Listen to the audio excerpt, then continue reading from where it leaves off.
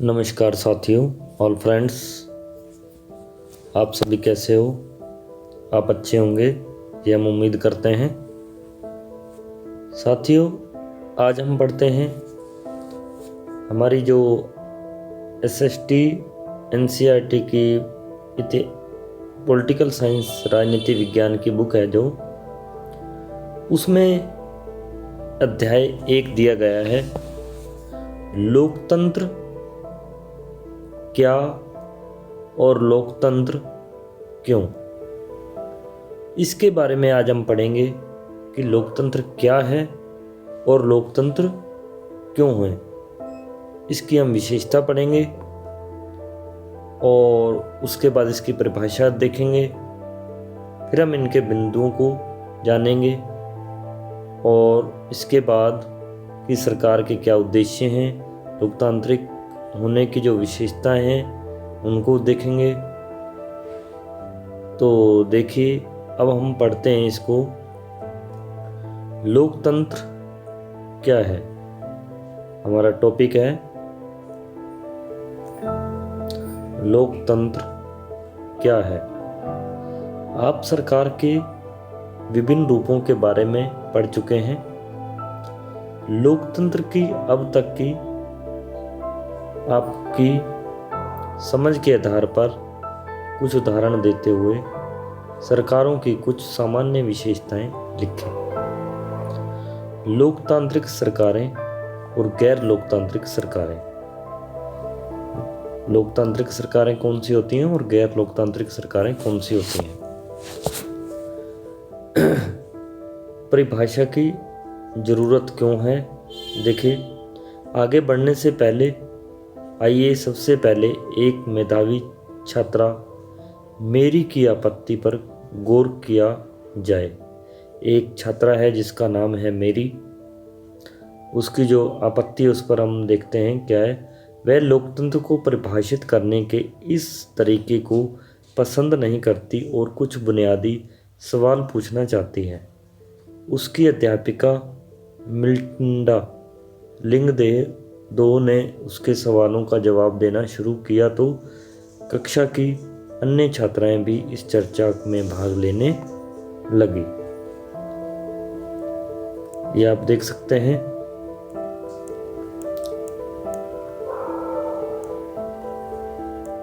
आगे हम देखते हैं एक सरल परिभाषा है जो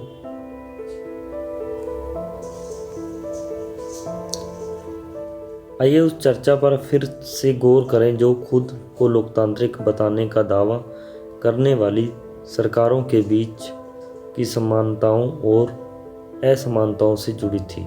सभी लोकतांत्रिक व्यवस्थाओं की पहचान के लिए एक बहुत ही सरल पैमाना था। लोगों के पास अपनी सरकार को चुनने का अधिकार होना चाहिए। इसलिए हम एक सरल परिभाषा से शुरुआत कर सकते हैं। लोकतंत्र शासन का एक ऐसा रूप है जिसमें शासकों का चुनाव लोग करते हैं। देखिए, जो लोकतंत्र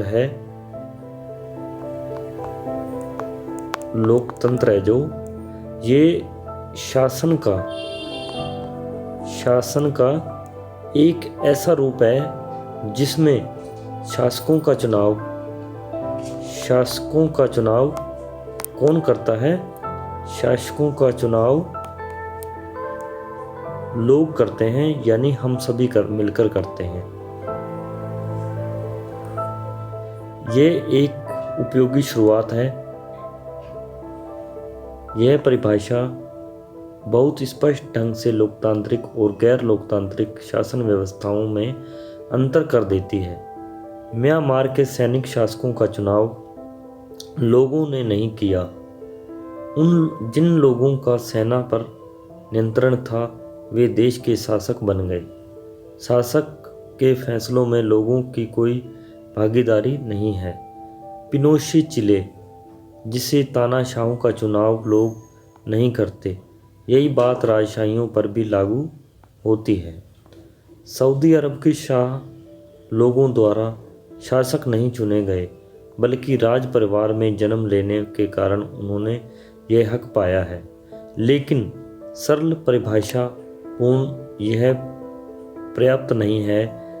इससे हम यह समझ में आता है कि लोकतंत्र का मतलब लोगों का शासन है, पर परिभाषा का प्रयोग यदि हमने बिना सोचे समझे किया तो फिर उन सभी सरकारों को लोकतांत्रिक कहना पड़ेगा जो चुनाव करवाती हैं, और फिर हम सही नतीजे पर नहीं पहुंच पाएंगे,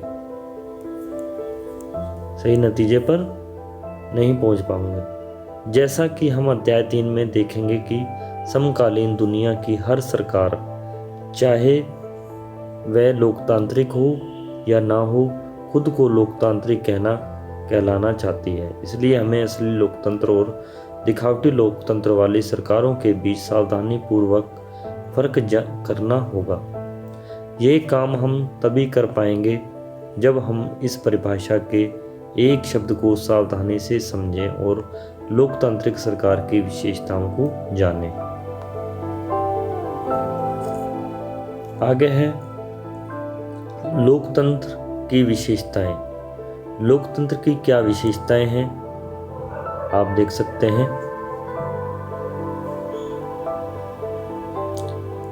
लोकतंत्र की जो विशेषताएं हैं, हमने इस सरल परिभाषा के साथ शुरुआत की है कि लोकतंत्र शासन का एक रूप है। लोकतंत्र क्या है? शासन का एक रूप है जिसमें जनता शासकों का चुनाव करती है। इसमें क्या जनता है जो वो शासकों का चुनाव करती है। इससे अनेक सवाल खड़े होते हैं। इस परिभाषा के अनुसार शासक कौन है? किसी सरकार को लोकतांत्रिक कहे जाने के लिए उसके किन अधिकारियों का चुना हुआ होना आवश्यक है? लोकतंत्र में वे कौन से फैसले हैं जो बिना चुने हुए अधिकारी भी ले सकते हैं? किस तरह के चुनाव को लोकतांत्रिक चुनाव कहते हैं? किसी चुनाव को लोकतांत्रिक कहने के लिए किन शर्तों को पूरा किया जाना जरूरी है? कौन लोग शासकों का चुनाव कर सकते हैं? खुद शासक चुने जा सकते हैं? क्या इसमें प्रत्येक नागरिक का बराबरी की हैसियत से भाग लेना जरूरी है? क्या कोई लोकतांत्रिक व्यवस्था अपने कुछ नागरिकों को इस अधिकार से वंचित कर सकती है? सरकार के किस रूप को लोकतांत्रिक कहेंगे? क्या चुने हुए शासक लोकतंत्र में अपनी मर्जी से सब कुछ कर सकते हैं, या लोकतांत्रिक सरकार के लिए कुछ जो लक्ष्मण रेखाओं पर बंधकर काम करना जरूरी है? क्या लोकतांत्रिक शासन व्यवस्था को नागरिकों के कुछ अधिकारों का आदर करना चाहिए? आइए कुछ उदाहरणों के साथ हम इन सब पर बारी बारी से विचार करेंगे। प्रमुख फैसले निर्वाचित नेताओं के हाथ में। पाकिस्तान में जनरल जो परवेज मुशर्रफ ने अक्टूबर 1999 में सैनिक तख्ता पलट की अगुवाई की थी। उन्होंने लोकतांत्रिक ढंग से चुनी हुई सरकार को उखाड़ फेंका और खुद को देश का मुख्य कार्यकारी घोषित किया। बाद में उन्होंने राष्ट्रपति घोषित किया और 2002 में एक जनमत संग्रह करा के अपना कार्यकाल 5 साल के लिए बढ़वा लिया। पाकिस्तानी मीडिया, मानवाधिकार संगठनों और लोकतंत्र के लिए काम करने वालों ने आरोप लगाया कि जनमत संग्रह एक धोखाधड़ी है और इसमें बड़े पैमाने पर गड़बड़ियां की गई हैं। अगस्त 2002 में उन्होंने लीगल फ्रेमवर्क ऑर्डर के जरिए पाकिस्तान के संविधान को बदल डाला। इस ऑर्डर के अनुसार राष्ट्रपति राष्ट्रीय और प्रांतीय असेंबलियों को भंग कर सकता है। मंत्रिपरिषद के कामकाज पर एक राष्ट्रीय सुरक्षा परिषद की निगरानी रहती है, जिसके ज़्यादातर सदस्य फौजी अधिकारी हैं। इस कानून के हो जाने के बाद राष्ट्रीय और प्रांतीय असेंबलियों के लिए चुनाव कराए गए। इस प्रकार पाकिस्तान में चुनाव भी हुए। चुने हुए प्रतिनिधियों को कुछ अधिकार भी मिले, लेकिन सर्वोच्च सत्ता सेना के अधिकारियों और जनरल परवेज मुशर्रफ के पास थी। स्पष्ट है कि जनरल मुशर्रफ के शासन वाले पाकिस्तान को लोकतंत्र न कहने के अनेक ठोस कारण हैं, लेकिन यहाँ सिर्फ एक कारण पर ही चर्चा करते हैं। क्या हम ये कह सकते हैं कि पाकिस्तान के लोगों ने अपने शासकों का चुनाव किया है? हम ऐसा नहीं कह सकते। लोगों ने राष्ट्रीय और प्रांतीय असेंबलियों के लिए अपने प्रतिनिधियों का चुनाव किया है, लेकिन चुने हुए प्रतिनिधि वास्तविक शासक नहीं थे। वे अंतिम फैसला नहीं कर सकते।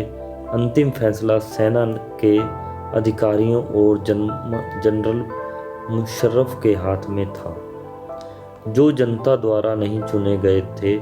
ऐसा तानाशाही और राजशाही वाली अनेक शासन व्यवस्थाओं में होता है।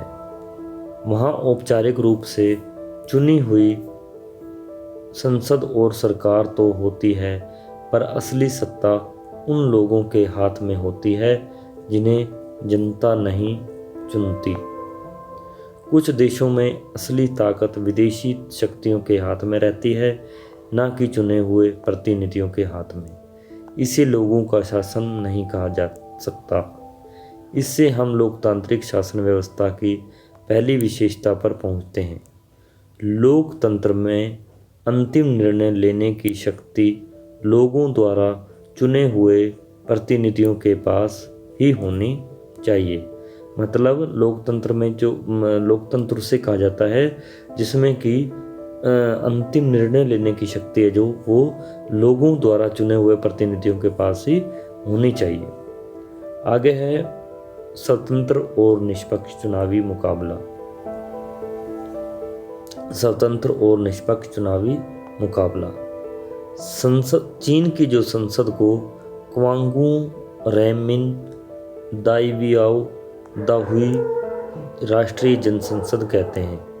मतलब इसका नाम है जो राष्ट्रीय जनसंसद है, वैसे इसको चाइनीज भाषा में क्वांगू रैमिन दाइवियाओ दाहुई कहते हैं। चीन की संसद के लिए प्रति 5 वर्ष बाद नियमित रूप से चुनाव होते हैं।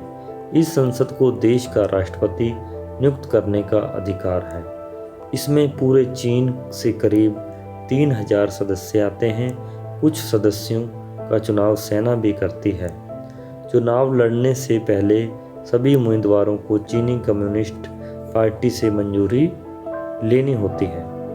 2002-3 में हुए चुनावों में सिर्फ कम्युनिस्ट पार्टी और उससे संबंध कुछ छोटी पार्टियों के सदस्यों को ही चुनाव लड़ने की अनुमति मिली। सरकार सदा कम्युनिस्ट पार्टी की ही बनती है। 1930 में आज़ाद होने के बाद से मैक्सिको में हर 6 वर्ष बाद राष्ट्रपति चुनने के लिए चुनाव कराए जाते हैं। देश में कभी भी फौजी शासन या तानाशाही नहीं आई, लेकिन सन 2000 तक हर चुनाव में PRI इंस्टीट्यूशनल रिवॉल्यूशनरी पार्टी नाम की एक पार्टी को ही जीत मिलती थी। विपक्षी दल चुनाव में हिस्सा लेते थे, पर कभी कभी उन्हें जीत हासिल नहीं होती थी। चुनाव में तरह तरह के हथकंडे अपनाकर हर हाल में जीत हासिल करने के लिए एक PRI कुख्यात थी। सरकारी दफ्तरों में काम करने वाले सभी लोगों के लिए पार्टी की बैठकों में जाना अनिवार्य था। सरकारी स्कूलों के अध्यापक अपने छात्र छात्राओं के माँ बाप से PRI के लिए वोट देने को कहते थे। मीडिया भी जब तब विपक्षी दलों की आलोचना करने के अलावा उनकी गतिविधियों को नज़रअंदाज ही करती थी। कई बार एक कदम अंतिम क्षणों में मतदान केंद्रों को एक जगह से हटाकर दूसरी जगह कर दिया जाता था, जिससे अनेक लोग वोट ही नहीं डाल पाते थे। पीआरआई अपने उम्मीदवारों के चुनाव अभियान पर काफ़ी पैसे खर्च करती थी। क्या हम ऊपर वर्णित चुनावों को लोगों द्वारा अपना शासक चुनने का उदाहरण मान सकते हैं? इन उदाहरणों को पढ़ने के बाद तो यही लगता है कि हम ऐसा नहीं कर सकते।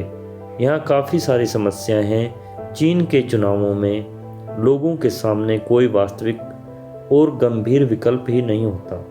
लोगों को शासक दल या उसके द्वारा स्वीकृत उम्मीदवारों को ही वोट देना होता है। क्या हम इसे मनपसंद चुनाव कह सकते हैं? मैक्सिको के मामले में ऐसा लगता है कि कहने को विकल्प होते हुए भी असल में वहाँ की जनता के पास कोई दूसरा विकल्प ना था। किसी भी तरह वहाँ शासक दल को पराजित नहीं किया जा सकता था, लोगों के चाहने पर भी नहीं। वहाँ हुए चुनाव निष्पक्ष नहीं होते। इस प्रकार अब हम लोकतंत्र की अपनी समझ में एक अन्य विशेषता या गुण को जोड़ सकते हैं।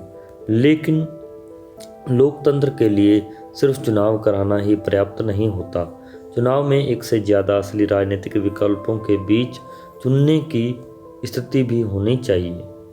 लोगों के पास यह विकल्प रहना चाहिए कि वे चाहे तो शासक दल को गद्दी से उतार दें।